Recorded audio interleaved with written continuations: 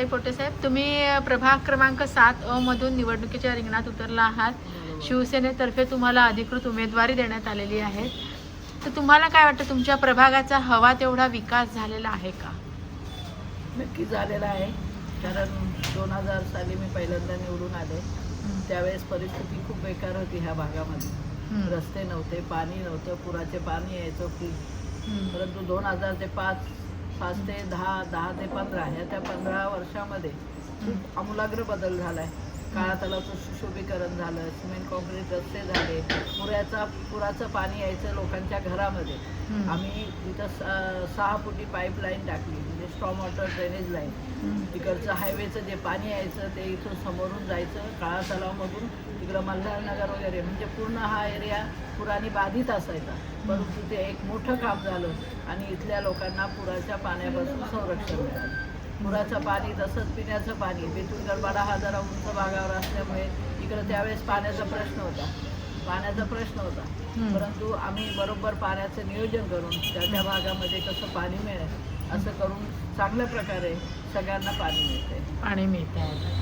आता बरं, पुढचं तुमचं व्हिजन काय असणार आहे आपला प्रभाग जास्तीत जास्त विकसित करण्यासाठी? आपला प्रभाग विजन म्हणजे काय, कल्याण शहराच्या दृष्टीने हॉस्पिटल पाहिजे किंवा काय, आता भाजी मंडई पण इथे झालेली आहे आणि बऱ्यापैकी ह्या भागाचा विकास झालेला. पण तुम्हाला कितपत खेळायला गार्डन आहे, शिवसेनेच्या माध्यमातून गार्डन पण झालेले आहे. फटके मैदान इथे आहे. मतदारांनी तुम्हालाच निवडून द्यावं असं तुम्हाला काय वाटतंय?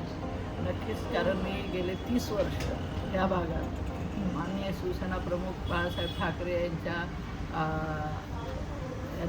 म्हणण्याप्रमाणे 80% समाजकारण आणि 20% राजकारण.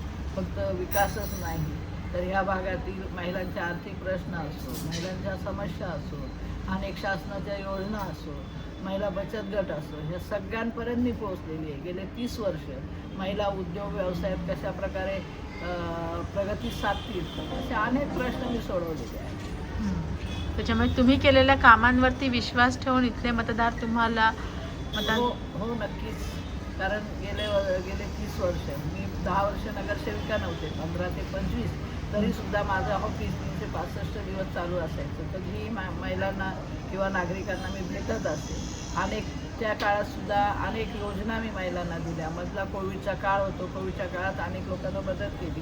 कोविडच्या नंतर ज्या विधवा महिला झाल्या अशा जवळजवळ कल्याण शहरातल्या 450 महिलांना शिलाई मशीनचं प्रशिक्षण आणि त्यांना शिलाई मशीन वाटप केलं. ज्या महिला बालकल्याण योजनेच्या जी योजना होती ती राबवली आणि अनेक विधवा महिलांना मी त्यांच्या पायावर उभं केलं.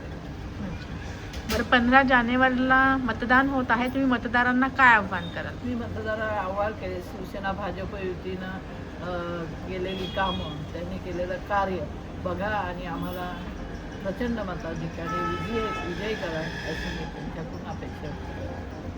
7मध्ये अ, ब, क, ड असे त्या 4 प्रभाग आहेत. 7मध्ये मी स्वतः शिवसेनेची उमेदवार विजया पोटे आहे. माझी निशाणी धनुष्यबाण आहे.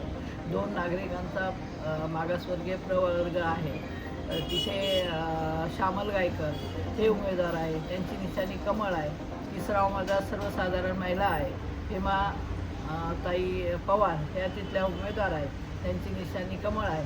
आणि 4था उमेदवार ड मध्ये संदीप एकनाथ गायकर हे आहेत आणि त्यांची निशाणी नगारा आहे. त्या सर्वांना शिवसेना भाजप युतीने केलेलं काम माननीय माजी मुख्यमंत्री एकनाथजी शिंदे साहेब, आत्ताचे मुख्यमंत्री देवेंद्रजी फडणवीस यांनी जो महाराष्ट्रामध्ये विकास केला, महाराष्ट्राचं एक त्यांचं व्हिजन आहे, विकासाचं व्हिजन, ते राबवलं गेलं आणि त्याच्यामुळे अनेक प्रकारचे प्रश्न लोकांचे सुटलेले आहेत. त्यामुळे मी आव्हान करेन की शिवसेना भाजप रिपाई महायुतीला आपण विजयी करा.